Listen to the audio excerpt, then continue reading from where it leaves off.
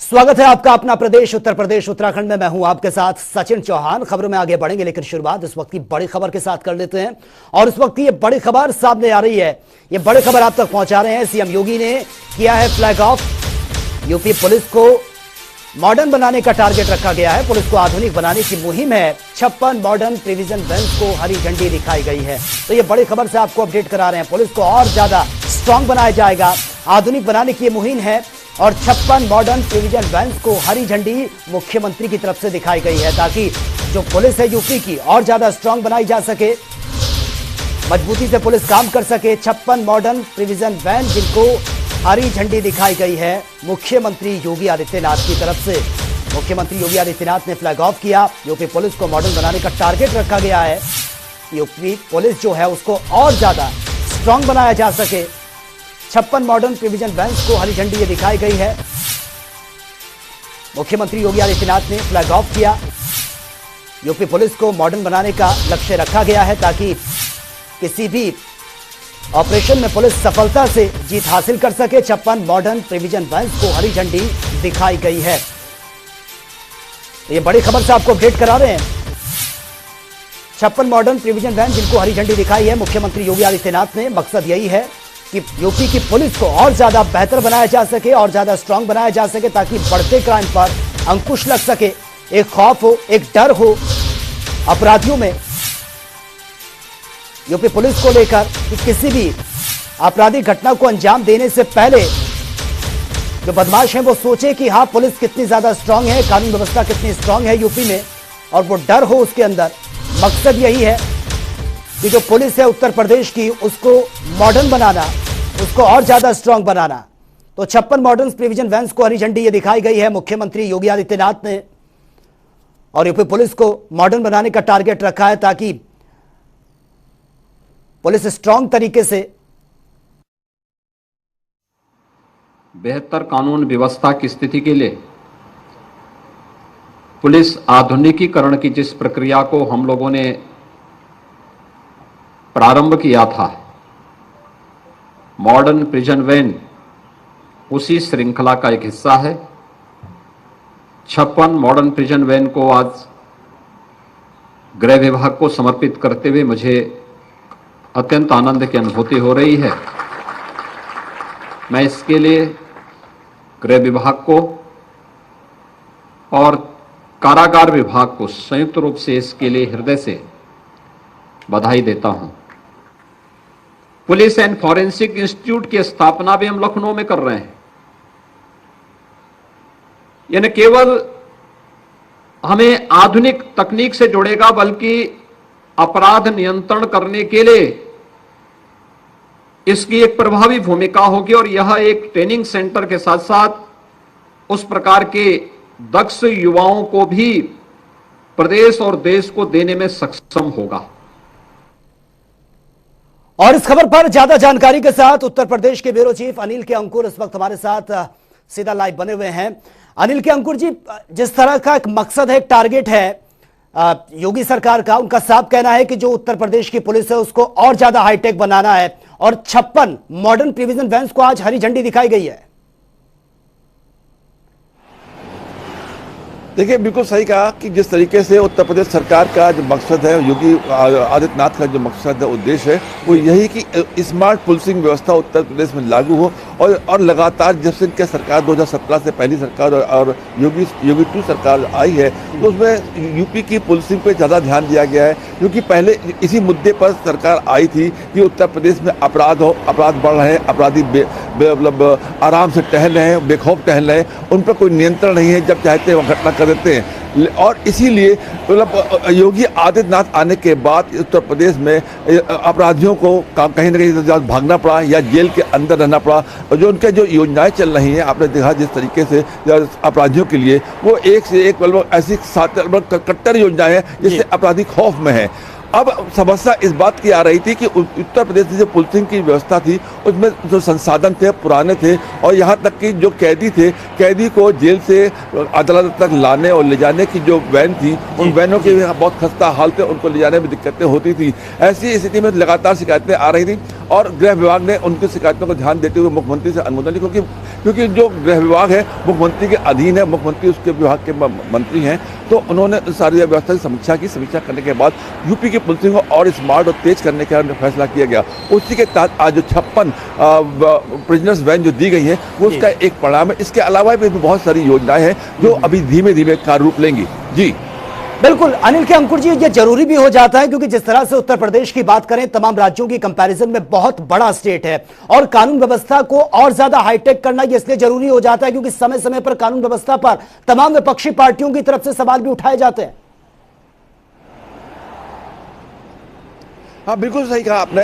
देखिए, अब क्योंकि उत्तर प्रदेश सरकार इसी मतलब भारतीय जनता पार्टी सरकार जो उत्तर प्रदेश में आई थी 2017 में, वो इसी मुद्दे पे आई थी कि उत्तर प्रदेश में अपराध बढ़ रहे हैं। अपराध जो बढ़ते हुए अपराध जो थे समाजवादी पार्टी के दौरान जो अपराधी निरंकुश और बेखौफ टहल रहे थे, उन पर नियंत्रण पाना ही इनका सबसे बड़ा मकसद था, जिसमें कि इन्होंने काफी कुछ सफलता हासिल की है। और इसीलिए इस बार भी इन्होंने फैसला किया कि हम उत्तर प्रदेश की पुलिसिंग को और स्मार्ट और हाईटेक करेंगे। यही कारण है कि लगातार हर हफ्ते या तो 10 दिन के अंदर एक नई कार्य योजना को पुलिस के हिसाब से लागू किया जाता है, जिससे उत्तर प्रदेश की पुलिसिंग और बेहतर और स्मार्ट हो सके। यही है आज भी ये जो कार्यक्रम हुआ मुख्यमंत्री आवास पर 56 जो वैन दी गई, ये उसी क्रम का एक कार्यक्रम था। जी बिल्कुल बिल्कुल अनिल के अंकुर जी, आप बने रहिए हमारे साथ।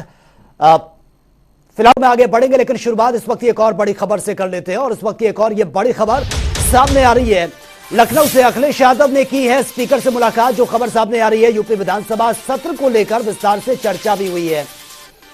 तो यूपी विधानसभा अध्यक्ष की सीट पर यह चर्चा हुई है। बड़ी खबर से आपको अपडेट करा रहे हैं। कल से यूपी विधानसभा का सत्र शुरू होना है। अखिलेश यादव ने स्पीकर से मुलाकात की है और यूपी विधानसभा सत्र को लेकर फिलहाल जो खबरें सामने आ रही हैं, चर्चा हुई है। यूपी विधानसभा उपाध्यक्ष की सीट, ये बड़ी खबर से आपको अपडेट करा रहे हैं। तस्वीरें भी आपके सामने है। कल से यूपी विधानसभा का सत्र शुरू होना है। अखिलेश यादव ने स्पीकर से मुलाकात की है। मुलाकात की तस्वीर आपके सामने। अखिलेश यादव मिले हैं। यूपी विधानसभा सत्र को लेकर विस्तार से चर्चा भी उन्होंने की है। फिलहाल जो खबर सामने आ रही है, यूपी विधानसभा उपाध्यक्ष की सीट पर चर्चा को लेकर यह मुलाकात हुई है। तो अखिलेश यादव ने स्पीकर से मुलाकात की है। तस्वीर आपके सामने है, मुलाकात की तस्वीर।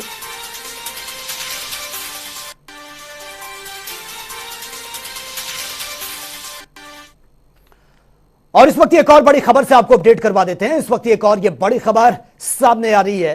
ये बड़ी खबर आज 12:30 बजे सर्वदलीय बैठक होगी। ये बड़ी खबर आप तक पहुंचा रहे हैं और आज ही बीजेपी विधायक दल की मीटिंग भी होनी है। तो 5 ये बड़ी खबर आप तक पहुंचा रहे हैं। 12:30 बजे का टाइम दिया गया है। 5 केडी पर विधायक दल की मीटिंग होनी है। विपक्ष को जवाब देने की रणनीति बनाई जाएगी। तमाम विधायकों की मीटिंग होनी है। 19 सितंबर से शुरू हो रहा है मानसून सत्र, जिसको लेकर आगे क्या कुछ स्ट्रैटेजी रहेगी, क्या कुछ तैयारियां रहेंगी, किस तरीके से विपक्ष के सवालों का जवाब देना है, इसी को लेकर इस बैठक में विचार विमर्श किया जाएगा। तो 5 केडी पर यह विधायक दल की मीटिंग होनी है और मकसद यही है, रणनीति बनाना, स्ट्रैटेजी तैयार करना, ताकि विपक्ष के जो जवाब होंगे, विपक्ष को किस तरीके से जवाब देना है, विपक्ष के जो सवाल होंगे उसको किस तरीके से हैंडल करना है, इसी को लेकर यह बैठक होगी। 12:30 बजे का टाइम यह दिया गया है, यानी कि अब से कुछ ही घंटे बाद यह बैठक शुरू होगी। 5 केडी पर यह विधायक दल की मीटिंग, ये बड़ी खबर से आपको अपडेट करा रहे हैं। एनडीए के विधायकों की आज यह बैठक होगी और विपक्ष को जवाब देने की रणनीति बनाई जाएगी, यानी कि एक स्ट्रैटेजी तैयार होगी कि किस तरीके से विपक्ष के जो तमाम सवाल हैं उसका जवाब दिया जा सके। और हमारे साथ उत्तर प्रदेश की ब्यूरो चीफ अनिल के अंकुर सीधा लाइव बने हुए हैं। अनिल के अंकुर जी, 12:30 बजे का यह टाइम दिया गया है। 12:30 बजे यानी कि अब से कुछ ही घंटे बाद यह मीटिंग होनी है और मकसद यही है कि विपक्ष के जो तमाम सवाल होते हैं, तमाम मुद्दों को लेकर सरकार पर हावी रहता है विपक्ष, उसको किस तरीके से जवाब दिया जाए। देखिए, सबसे बड़ी बात यह है कि उत्तर प्रदेश में ये जो योगी 2 सरकार है, योगी 2 सरकार में सबसे अब की बार जो उनको विपक्ष का बड़ा सामना करना पड़ सकता है, क्योंकि पिछली बार था 2017 में विपक्ष कमजोर था, लेकिन अब की बार विपक्ष उतना कमजोर नहीं है। विपक्ष पूरी अपनी मजबूती से अपनी बात कहने के लिए तैयार है और यहाँ तक कि अखिलेश यादव खुद इसमें अहम भूमिका निभा रहे हैं, जो कि समाजवादी पार्टी के राष्ट्रीय अध्यक्ष हैं। वो भी पूरी तरह से गतिशील और क्रियाशील हैं। और आपको बता दें कि जिस तरीके से अभी आज दोपहर को 12:30 बजे, अभी से लगभग तकरीबन 2 घंटे बाद जो सर्वदलीय बैठक होने जा रही है, इसमें सत्ता पक्ष विपक्ष से इस बात की निवेदन करते हैं कि मतलब जो भी मुद्दे हैं उन मुद्दों पर प्रस्ताव है, उन प्रस्ताव को पास करने में मतलब पूरा सहयोग करें और सदन को पूरी तौर से बहस के साथ चलने दे जाए और अच्छे से सुझाव दें। इस प्रकार का आमंत्रण दिया जाता है कि आप लोग सदन को चलने में पूरी तरह सहयोग करें। लेकिन यहाँ तो जब सर्वदलीय बैठक होती है, पिछली बार देखने में आया है लगातार आज तक जो भी बैठकें होती हैं उसमें पूरी तरह से आश्वासन दिया जाता है कि हम सदन में चलने का पूरा सदन को चलने देंगे और प्रस्तावों को पास होने में पूरा सहयोग देंगे, जो बहस के मुद्दे होंगे बहस करेंगे। और लेकिन ऐसा हकीकत में नहीं होता है। जब सदन चलता है तब तक विपक्ष मतलब सदन चलने से पहले सर्वदलीय बैठक होती है, उसके जब सदन चलता है तो विपक्ष अपनी भूमिका पूरी तौर से वैसे ही निर्वाह करता है जैसे पूर्व चलता है। अब की बार आज भी जो 12:30 बैठक हुई है उसमें सभी सर्वदलीय बैठक में इन लोगों को आने की संभावना, सारे दल शामिल होंगे और उसके बाद वे लोग आज जो बैठक में फैसला लिया जाएगा कि किस तरीके से सदन चला जाए। उसके साथ ही साथ आपको बता दें कि 4:30 बजे सत्तारूढ़ दल और उसके सहयोगी संगठनों का 4:30 बजे एक बैठक है, विधायकों की बैठक है, जो विधायक भी सदन को कैसे आगे चला जाए रणनीति तय करेंगे। उसके बाद शाम को 6 बजे विधान परिषद के सर्वदलीय बैठक बुलाई गई है। तो लगातार सदन की तैयारियां चल रही है कि प्रस्ताव हर हालत में पास हो जाए और किसी प्रकार का विवाद न खड़ा होने पाए। जी ठीक है, चलिए अनिल के अंकुर जी बहुत बहुत शुक्रिया फिलहाल आपका तमाम जानकारी के लिए। तो बड़ी खबर से आपको अपडेट करा रहे हैं, आपसे कुछ ही देर बाद यानी कि कुछ ही घंटे बाद यह बैठक होनी है। 12:30 बजे का टाइम दिया गया है और मकसद यही है कि इस बैठक में विचार विमर्श और मंथन किया जाएगा। जितने भी तमाम तरीके के जो मुद्दे होंगे विपक्ष की तरफ से, जो विपक्ष उठाएगा उसको किस तरीके से जवाब देना है। और चलिए इस वक्त एक और बड़ी खबर से भी आपको अपडेट करवा देते हैं। इस वक्त एक और ये बड़ी खबर सामने आ रही है, ये बड़ी खबर से आपको अपडेट करा रहे हैं। 14 आईएएस अफसरों का ट्रांसफर को लेकर ये बड़ी खबर सामने आ रही है। 10 जिलों के डीएम बदले गए हैं। अजय चौहान सचिव लोक निर्माण बनाए गए हैं। मथुरा के डीएम का आगरा ट्रांसफर किया गया और नवनीत चहल आगरा के डीएम बने हैं। पुलकित खरे मथुरा के डीएम बने हैं। ये बड़ा फेरबदल किया गया है यूपी में, प्रशासनिक फेरबदल। तो पुलकित खरे मथुरा के डीएम बने हैं और इसी के साथ आपको बता दें कि 14 आईएएस अफसरों का ट्रांसफर किया गया है। एक बड़ा प्रशासनिक फेरबदल, 10 जिलों के डीएम को बदल दिया गया है। अजय चौहान सचिव लोक निर्माण वो बनाए गए हैं। मथुरा के डीएम का आगरा में ट्रांसफर किया गया है और इसी के साथ नवनीत चहल की अगर बात की जाए, आगरा के डीएम वो बने हैं और पुलकित खरे मथुरा के डीएम उनको बनाया गया है। 14 आईएएस अफसर जिनका ट्रांसफर किया गया, बड़ा फेरबदल। उत्तर प्रदेश में 10 जिलों के डीएम को बदल दिया गया है। अजय चौहान का नाम इसमें है, सचिव लोक निर्माण बनाए गए हैं। मथुरा के डीएम का आगरा ट्रांसफर कर दिया गया और नवनीत चहल आगरा के डीएम बने हैं। पुलकित खरे मथुरा के डीएम बने हैं। ये बड़ा फेरबदल, यूपी में बड़ा प्रशासनिक फेरबदल किया गया है।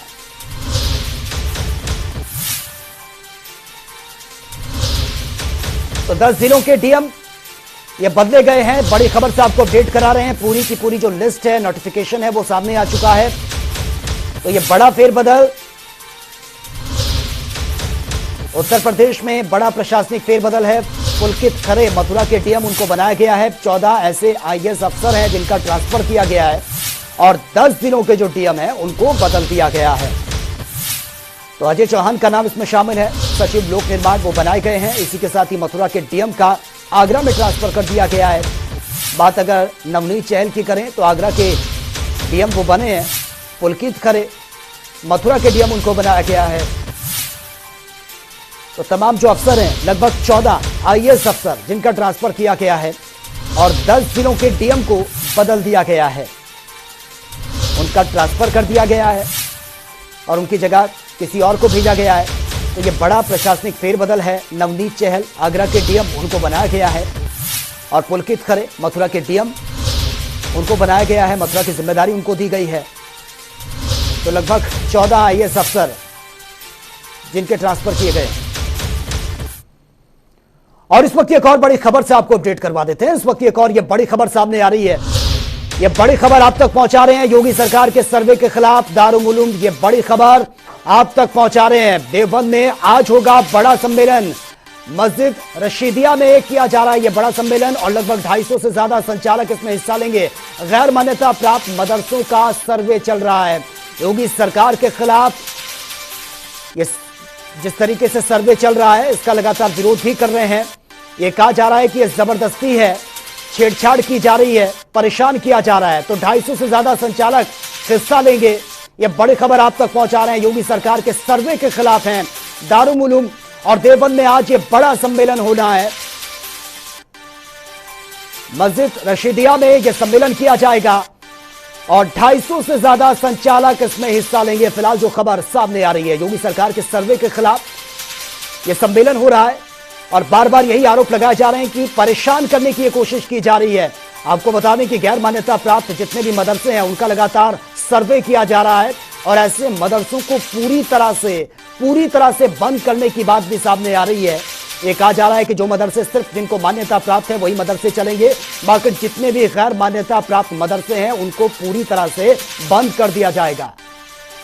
और ज्यादा जानकारी के साथ संवाददाता महेश भार्गव इस वक्त हमारे साथ फोन लाइन पर है। महेश, जिस तरह से गैर मान्यता प्राप्त जो मदरसे चल रहे हैं उसको लेकर योगी सरकार ने कड़ा एक्शन लिया है, लेकिन एक महासम्मेलन ये होने जा रहा है, मस्जिद रशीदियों में ये सम्मेलन होगा। फिलहाल क्या कुछ इनकी स्ट्रैटेजी रहेगी, क्योंकि बताया जा रहा है कि 250 से ज्यादा संचालक जो है वो हिस्सा लेंगे?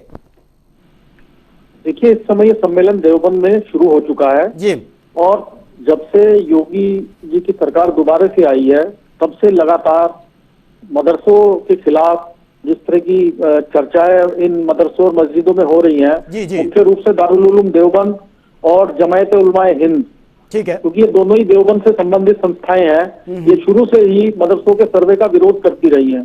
जी, आज एक बड़ा सम्मेलन जिसमें देश भर के 250 से ज्यादा मदरसों के संचालक और उनके जो जिम्मेदार लोग हैं, मैनेजमेंट कमेटी के लोग हैं, वो यहाँ देवबंद में इकट्ठा हुए हैं। सम्मेलन शुरू हो चुका है और इसी सर्वे के विरोध में तो यहाँ देवबंद में चाचा भतीजे के नाम से दो अलग अलग गुट काम कर रहे थे। एक गुट की लीड कर रहे थे महमूद मदनी साहब और दूसरे गुट को लीड करते थे अरशद मदनी साहब। जब से ये कार्रवाई शुरू हुई है तो उन्होंने मीटिंग करके दोनों गुटों को एक कर लिया है और अब ये उम्मीद की जा रही है कि इस सर्वे के खिलाफ एक बड़ी आंदोलन की तैयारी देवबंद में हो सकती है। ठीक है, चलिए महेश, बहुत बहुत शुक्रिया फिलहाल आपका इस तमाम जानकारी के लिए।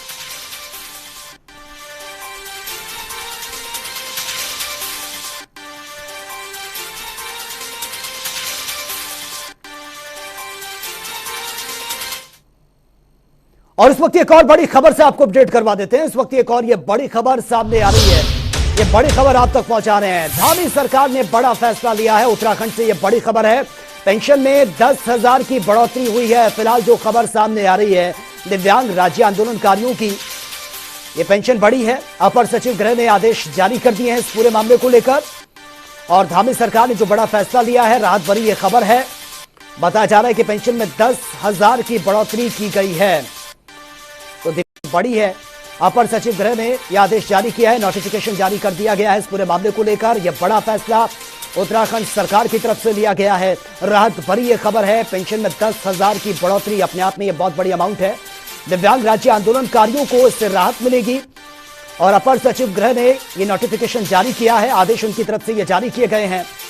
यह बड़ा फैसला धामी सरकार की तरफ से, पेंशन में 10,000 की बढ़ोतरी अपने आप में एक ह्यूज अमाउंट है। दिव्यांग राज्य आंदोलनकारियों के लिए राहत भरी खबर है। तो फिलहाल इस बुलेटिन में मेरे साथ इतना ही, लेकिन तमाम खबरों के लिए आप बने रहिए जनता टीवी के साथ। नमस्कार।